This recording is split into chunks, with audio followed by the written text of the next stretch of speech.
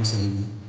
Harapan saya dengan apel bersama ini, meningkatkan komunikasi, meningkatkan kekompakan, sehingga siapapun yang memecah belah, karena kita adalah TNI Polri adalah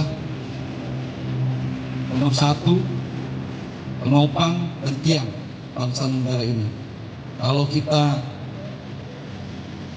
berkomunikasi baik, insya Allah negara ini akan menjadi negara yang bukan macan Asia, ini macan dunia ini.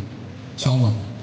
Harapan saya, apabila ada suatu hal ke depannya yang bisa silang pendapat, diutamakan komunikasi.